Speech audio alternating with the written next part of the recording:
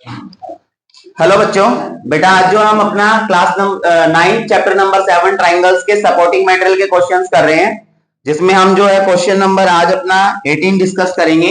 जो 17th question है वो मैं स्किप कर रहा हूं बिकॉज उसके अंदर जो है ना क्राइटेरिया आपसे पूछा गया। जस्ट उसमें दिख रहा है बिल्कुल साफ की जो है एंगल साइड एंगल क्राइटेरिया, जो आप फिगर को देख के आराम से बता सकते हो इजीली।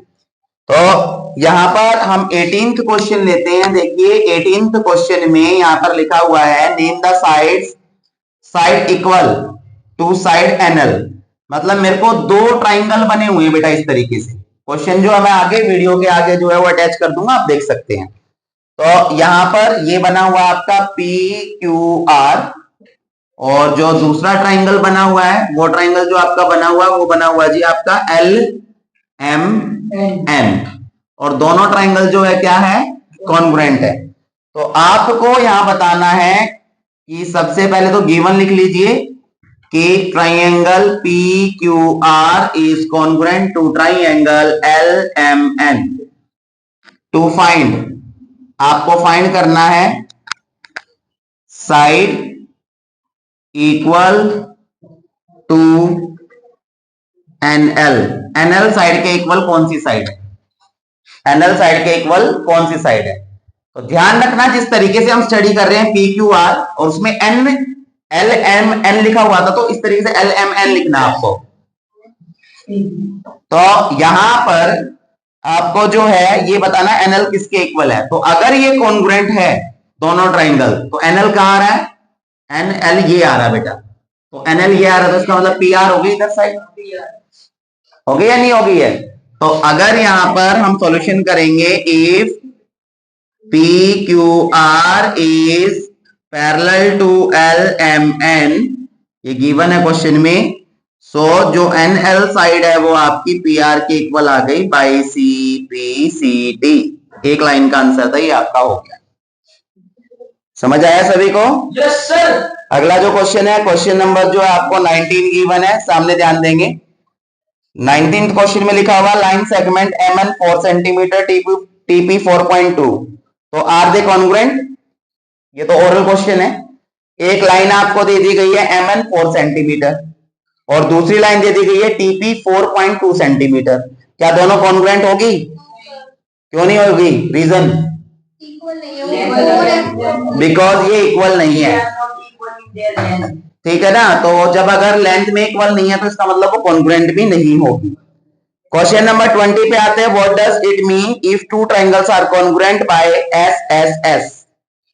आप इस बात से, ये क्वेश्चन सिर्फ ओरली डिस्कस करने के, इसलिए मैं डिस्कस ही कर रहा हूं इसको।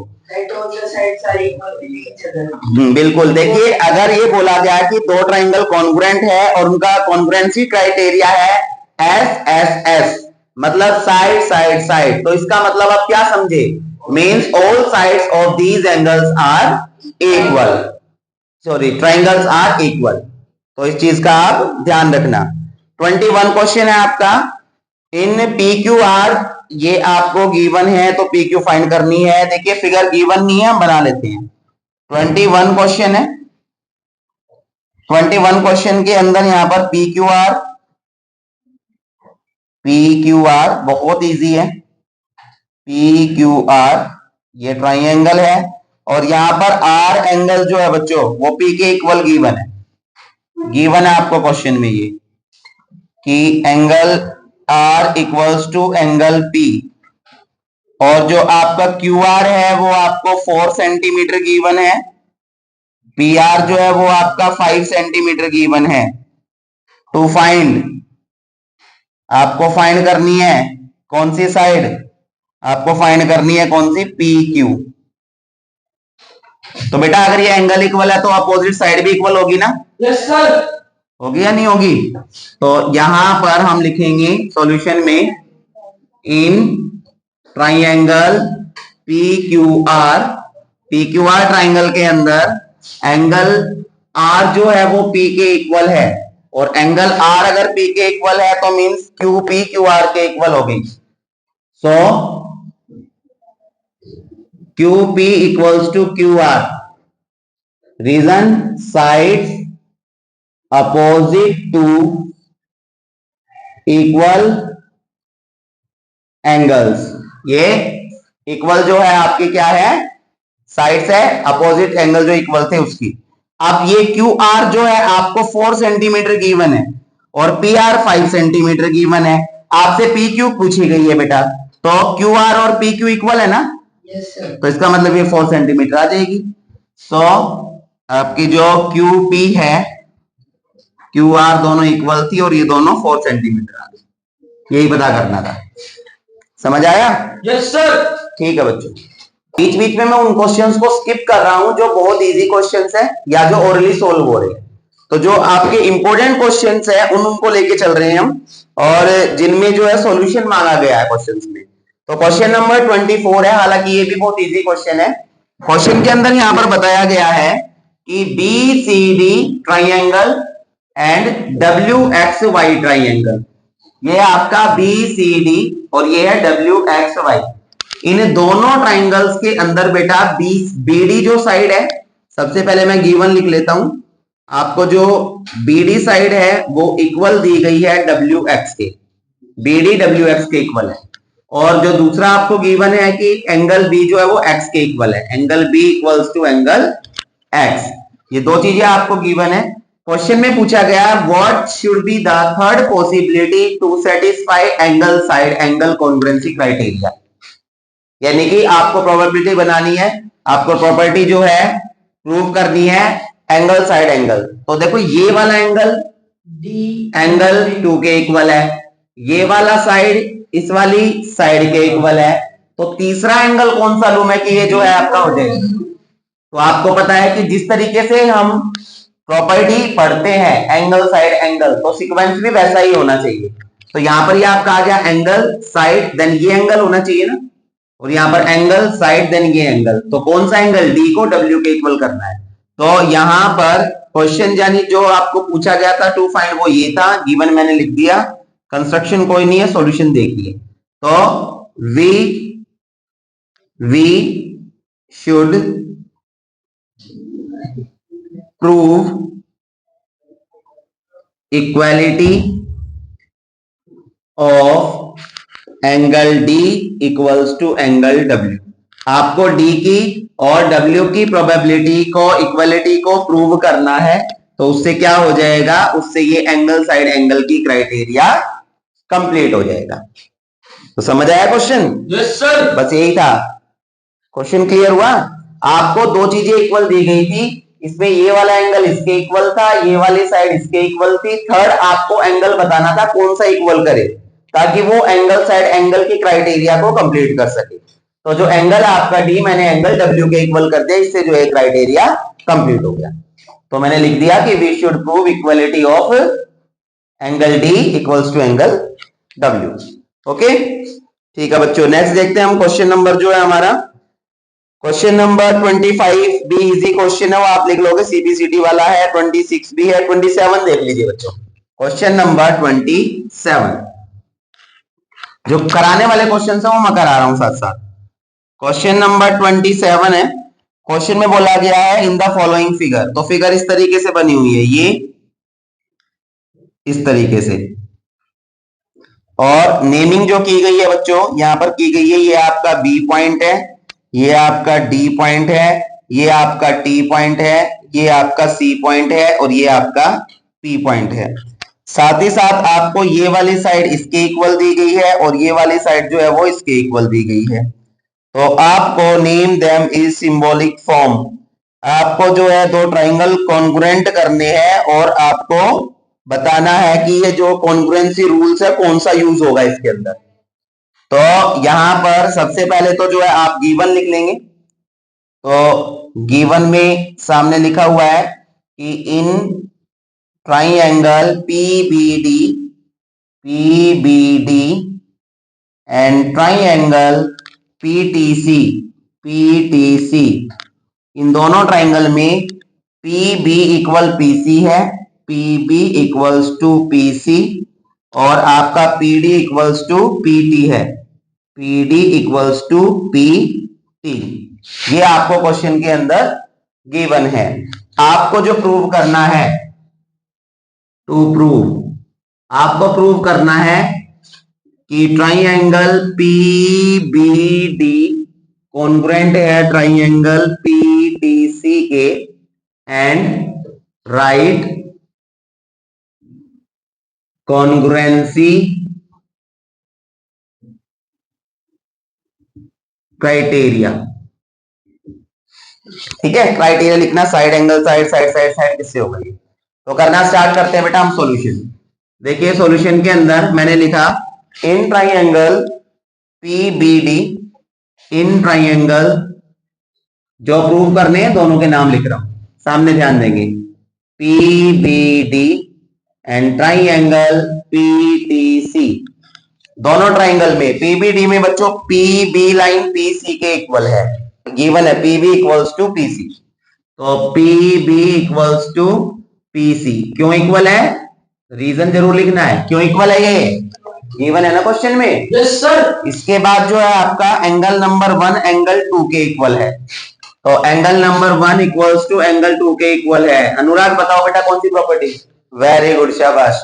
तो यहां पर ये आपका बाय वर्टिकली अपोजिट एंगल, और इसके बाद जो थर्ड साइड आपकी पीडी पीटी के इक्वल है, तो ये आपका आ गया पीडी इक्वल्स टू पीटी, ये भी क्वेश्चन में गिवन है। तो साइड एंगल साइड, तो जो क्राइटेरिया बन रहा है देख लेते हैं, साइड एंगल साइड, और ये आपका आ गया साइड एंगल साइड। तो साइड एंगल साइड से ट्राइंगल आपका पीबीडी कॉन्ग्रुएंट हो गया ट्राइंगल पीटीसी, और क्राइटेरिया बना साइड एंगल साइड, तो by side angle side SAS, यही आपको इसमें फाइंड करना था। तो समझ आया क्वेश्चन सभी को। Yes sir. Okay next question देखते हैं बच्चों, कोई डाउट है तो पूछ सकते हो आप, कोई डाउट है तो पूछ सकते हो, क्योंकि बहुत इजी है, वैसे डाउट होगा नहीं। अगला देख लेते हैं, क्वेश्चन है explain why angle angle angle is not a criteria of the congruency of the two triangle. बच्चों आपने कॉन्ग्रुएंसी रूल्स के बारे में पढ़ा, तो क्या कभी आपने कॉन्ग्रुएंसी रूल में एंगल एंगल एंगल की प्रॉपर्टी पढ़ी है? बिल्कुल नहीं पढ़ी ना। रीजन क्या उसके पीछे, प्रॉपर्टी बनी नहीं।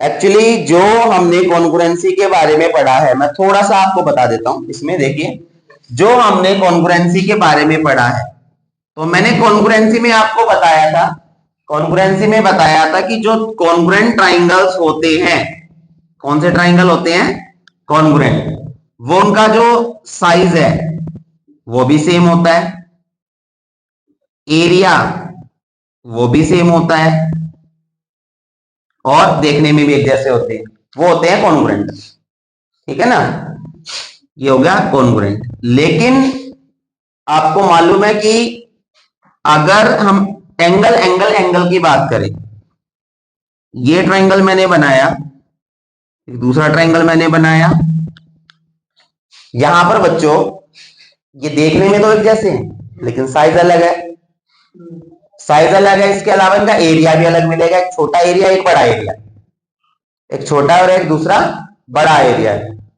लेकिन ये इस कंडीशन को पूरा कर सकता है क्या, कि ये 30 है, ये 30 है, ये आपका मान लीजिए 70 है, 70 है, ये 80 है, 80 है, 70 80, ये इस कंडीशन को पूरा कर सकता है, यानी कि एंगल इक्वल हो सकते हैं।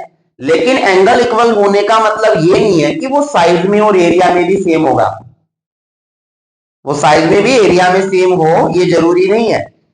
इसलिए एंगल एंगल एंगल और एंगल एंगल एंगल एंगल जो प्रॉपर्टी है तीनों, वो कॉन्ग्रुएंसी के अंदर नहीं आती है, वो सिमिलैरिटी के अंदर आती है। किसके अंदर आती है, सिमिलैरिटी, जो आप जो है क्लास 10th में चैप्टर नंबर 6 में पढ़ेंगे ट्राइंगल्स में सिमिलैरिटी, तो उसमें जो है ये तो कॉन्ग्रुएंट था, ये आपका सिमिलर हो सकता है, बट ये जो है कॉन्ग्रुएंट नहीं हो सकता, ध्यान रखना इस चीज का, इसका यही था, it is not complete the criteria of congruency, ये एक लाइन लिखनी है, it is not complete the criteria of congruency, आप लिख लेंगे, इसको लिख लेंगे ना। Yes sir. Okay next question पे आते हैं बेटा, क्वेश्चन नंबर है हमारा 29 में आपको बताया गया है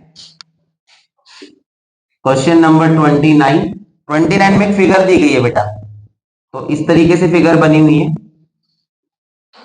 और जो नेमिंग की गई है इसमें ये आपका डी सी, ये ए है, ये बी है और ये आपका ई है।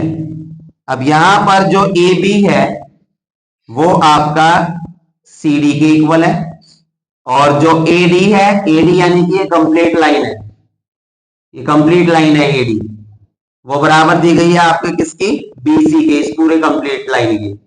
तो आपको प्रूव करना है कि ट्राइंगल एडीसी, तो सबसे पहले तो आप गिवन लिख लेंगे, गिवन में पता चल गया ना कि जो ए डी है वो इक्वल किसके है, ए डी नहीं सॉरी ए बी था, ए बी जो है वो इक्वल है सी डी के और जो ए डी बी सी के, ए डी बी सी के इक्वल है।